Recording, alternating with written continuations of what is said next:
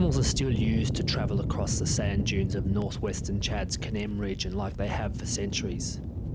Life here has changed very little for these herders, farmers and traders, but recently the weather patterns have. Years of severe drought have crippled local agriculture. The 2009 harvest was a disaster, yielding only enough grain to feed the region for 2 weeks, say local sources. And the dunes where flocks used to graze are now bare. As the area has dried out, many trees have disappeared, allowing wind-blown sands to cover the land. Now even if the rains come, the land will remain unproductive. Many of the people here are now starving. The governor of nearby Baragazal region recently declared that the situation represents a famine, and it's the young children who are suffering the most. 22% of children in Kanem are acutely malnourished, according to UNICEF.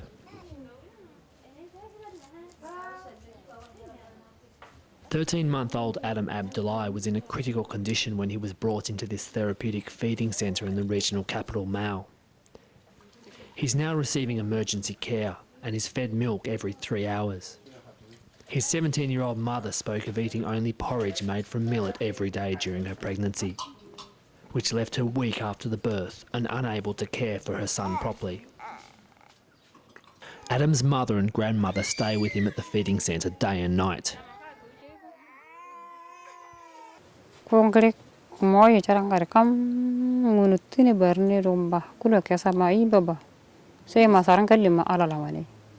are many more children like him here, who arrive at this clinic when it's almost too late. They often stay for a number of weeks where they gain strength and weight, but then go back to their villages where there is little food.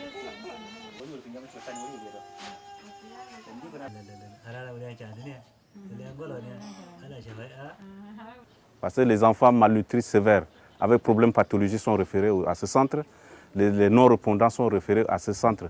Mais si ce centre n'existe pas, ça va être une situation catastrophique pour le district sanitaire de Mao. Like many of the men in Kanem, Adam's father has left the region in search of work so he can send money back to his family. But his earnings are low and sporadic. When the money runs out, the families go hungry. In the past, the people of this village used to make a living growing millet on this land. But there's been severe drought for the last 10 years. The crops they have sown have all failed, and they've got no food left.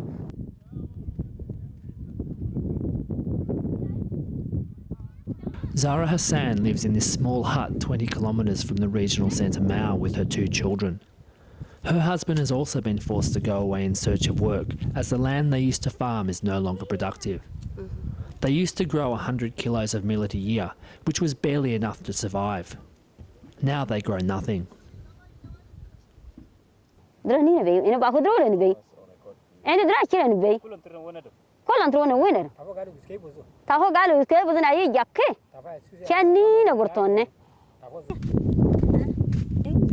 Zara's son was malnourished when he was younger, and her 2-year-old daughter is now malnourished.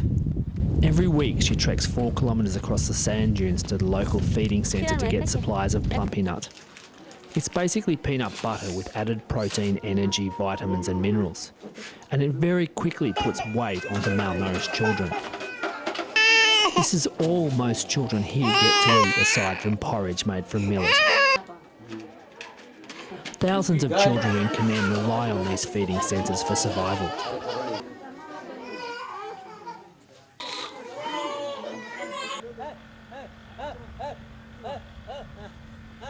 The only land left for farming is the local oasis, where they grow the small amount of fresh produce that's available in the market.